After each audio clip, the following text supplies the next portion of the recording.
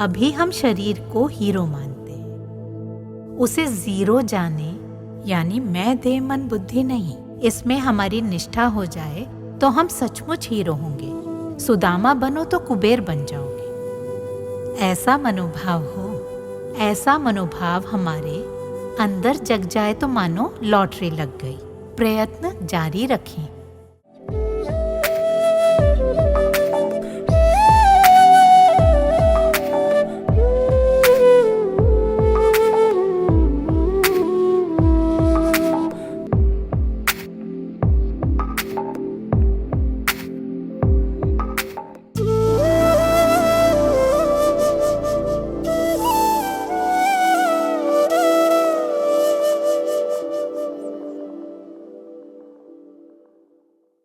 हमारे पास हर अवसर के लिए गीत है, खुशी के, दुख के, तीज त्योहार मनाने के।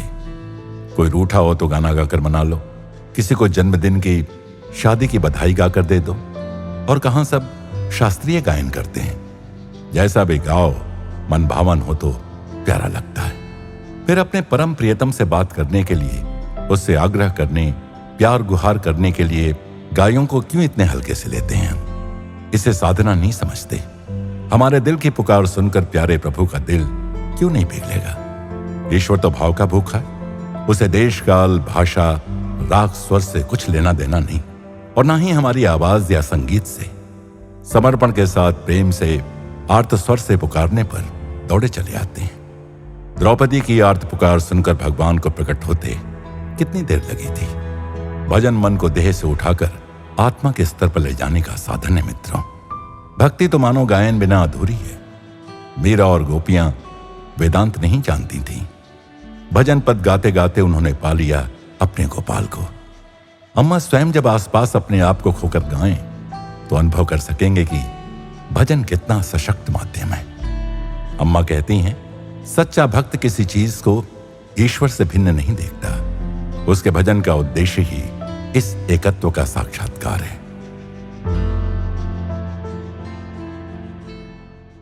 प्रेम स्वरूप और आत्म स्वरूप आप सबको नमस्कार।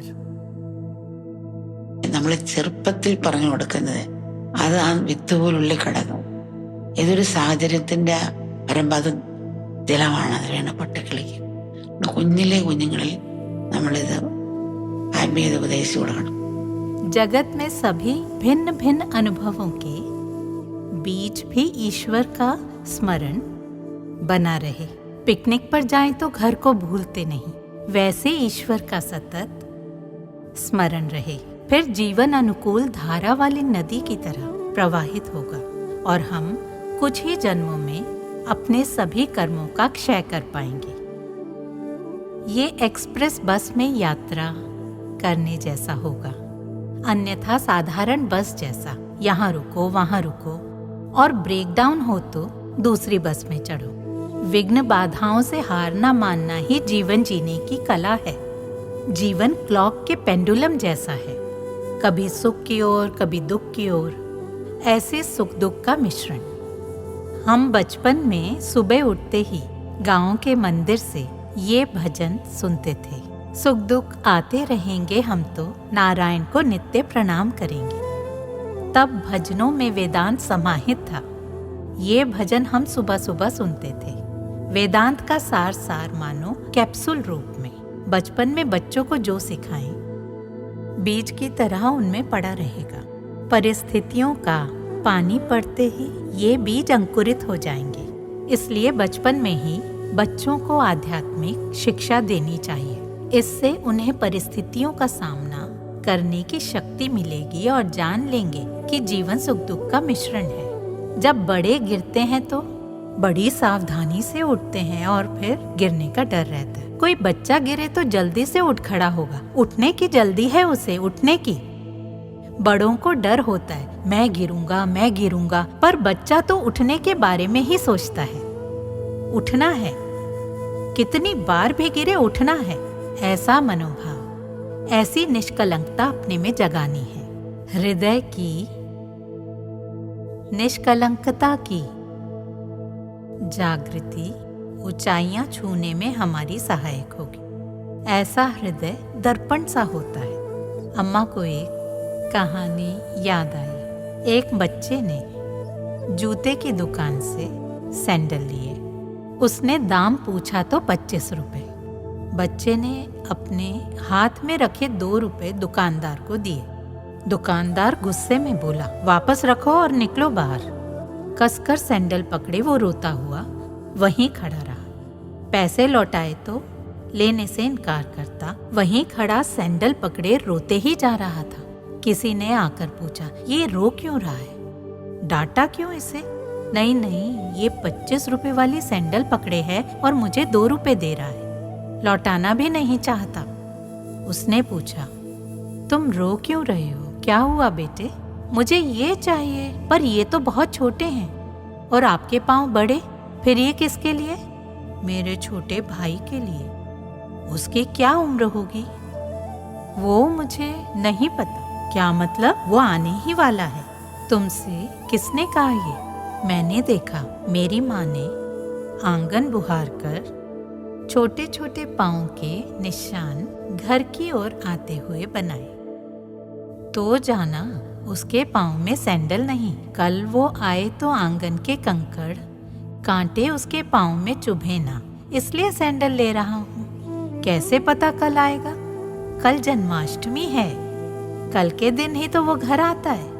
उसी के लिए मैं ये सैंडल खरीद रहा हूँ। ओ अच्छा। तो उसकी माँ ने जमीन पर छोटे छोटे पाँव बनाए थे कृष्ण के आगमन की कल्पना में, और इसने देखा ये सैंडल के नहीं पैरों के निशान हैं। उसके पास तो सैंडल थे, पर सोचा भाई के पाँव में कांटे चुभ सकते हैं, तो अपनी पॉकेट मनी से सैंडल लेने गया था। हम सबको उस बच्चे जैसी निष्कलंकता मन में विकसित करनी है। ये भगवान की कृपा बिना नहीं मिलती। आत्म कृपा भी चाहिए। जीरो बनो तो हीरो बन जाओगे। अभी हम शरीर को हीरो मानते हैं। उसे जीरो जाने, यानी मैं देह मन बुद्धि नहीं, इसमें हमारी निष्ठा हो जाए तो हम सचमुच हीरो होंगे। सुदामा बनो तो कुबेर बन जाओगे। ऐसा मनोभाव हो, ऐसा मनोभाव हमारे अंदर जग जाए तो मानो लॉटरी लग गई। प्रयत्न जारी रखें।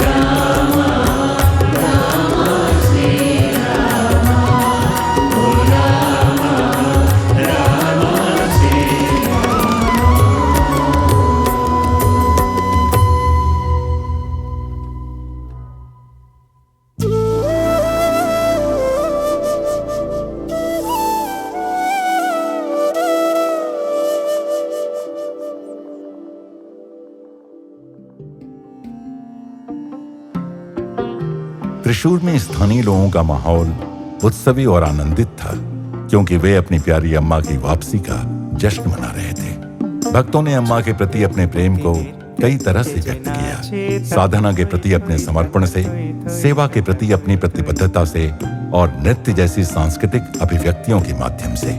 अम्मा के दर्शन के दौरान कई उत्सवी नृत्य प्रस्तुत किए गए, जिससे भक्तों ने उनकी उपस्थिति के अपार आनंद को एक बार फिर साझा किया।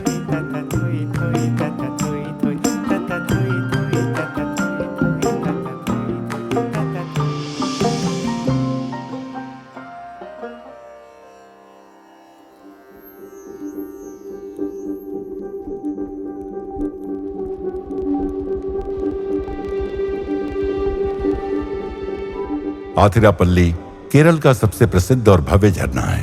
त्रिशूर जिले में स्थित यह चालाकुडी नदी से निकलकर 80 फीट की ऊंचाई से गिरता है। आसपास का परिदृश्य अद्भुत है, जो हरे भरे घने जंगलों से घिरा है, जो पक्षियों के लिए एक स्वर्ग है। यह समृद्ध भौगोलिक क्षेत्र विविध लाइफ फॉर्म्स और लंबे व्यावसायिक रूप से मूल्यवान पेड़ों से भरा हुआ है। आथिरापल्ली पारिस्थितिक रूप से भी महत्वपूर्ण है, जो अपने पानी में पाई जाने वाली लुप्त प्राय मछलियों की प्रजाति के लिए जाना जाता है।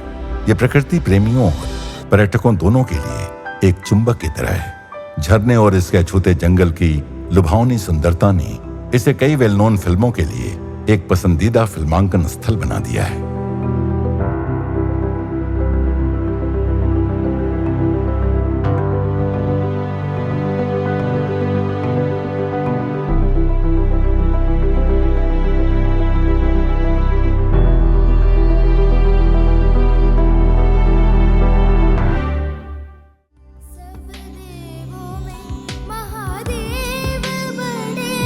यह त्रिशूर ब्रह्मस्थानम कार्यक्रम का पहला दिन था। अम्मा सुबह जल्दी ही हॉल में पहुंची, जहां हजारों भक्त उनके आगमन की प्रतीक्षा में थे।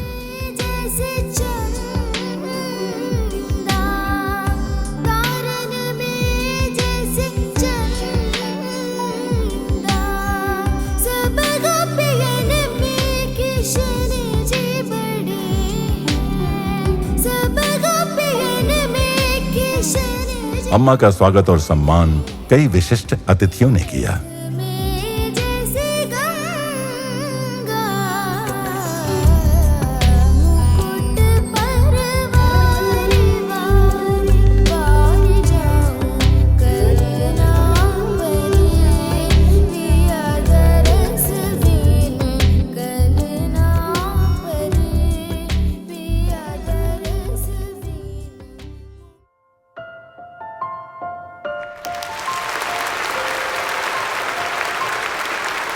युवा मन में प्रकृति के प्रति प्रेम जगाने के एक उपक्रम के तहत आयुध के बच्चों को पौधे वितरित किए गए।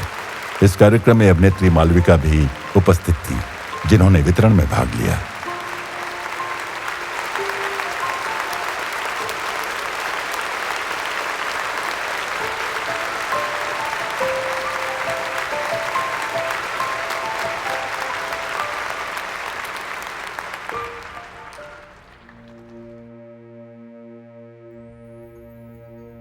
इसके बाद अम्मा ने सभागार को शांत करते हुए सभी का ध्यान में मार्गदर्शन किया। अम्मा इस बात पर जोर देती हैं कि हर क्रिया में जागरूकता सफलता की कुंजी है और ध्यान वो प्रमुख उपकरण है जो वो इस महत्वपूर्ण गुण को विकसित करने के लिए देती है।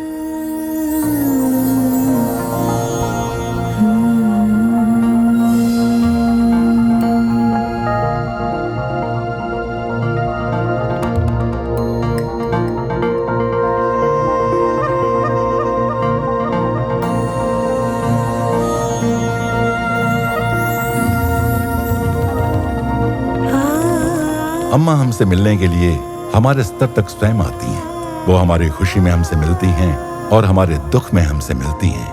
वो हमारे दर्द को साझा करती हैं और कल की योजना बनाने में हमारी मदद करती हैं।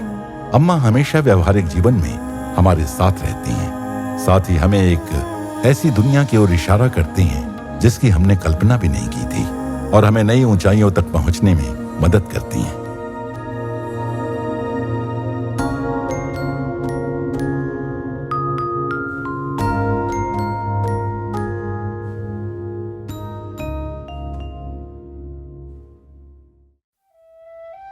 अन्नदान अम्मा के सभी कार्यक्रमों का एक अनिवार्य हिस्सा है, जो ये सुनिश्चित करता है कि कोई भी भूखा न लौटे। हजारों लोगों का भोजन परोसने का यह कार्य डेडिकेटेड वॉलंटियर्स द्वारा पीछे से की जाने वाली अथक तैयारी और सेवा से संभव होता है।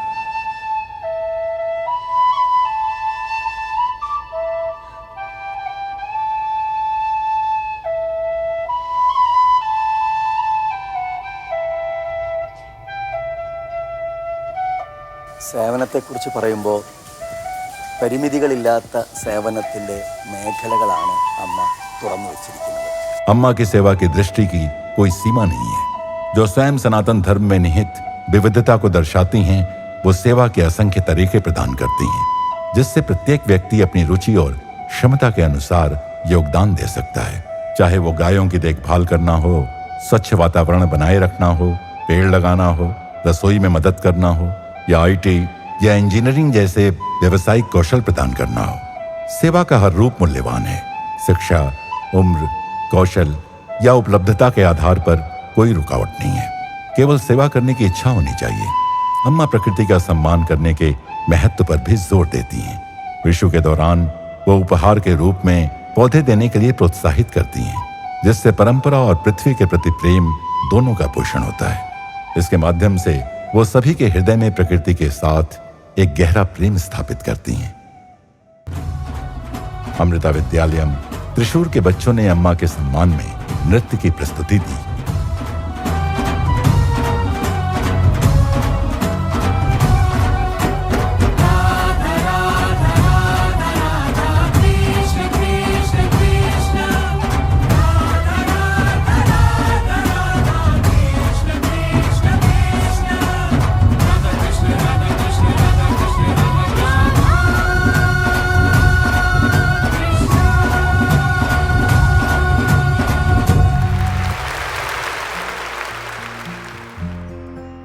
अम्मा अपने बच्चों की देखभाल उनके जीवन के पहले पल से लेकर अंतिम सांस तक करती हैं।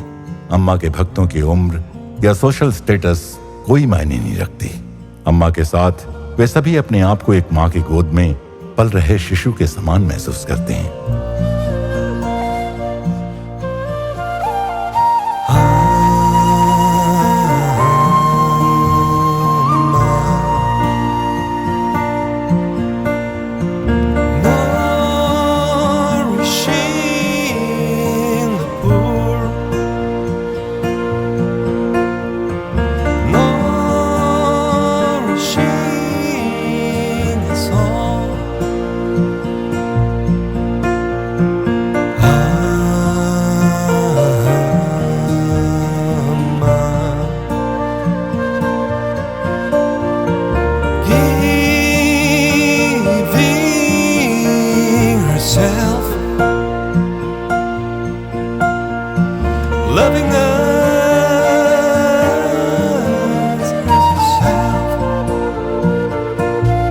जैसे ही अम्मा रात के लिए कार्यक्रम हॉल से निकली, हर जगह मुस्कुराहटें देखी जा सकती थी।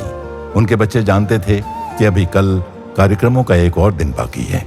सभी पहले से ही अम्मा के साथ एक और दिन एक साथ बिताने के लिए उत्सुक थे।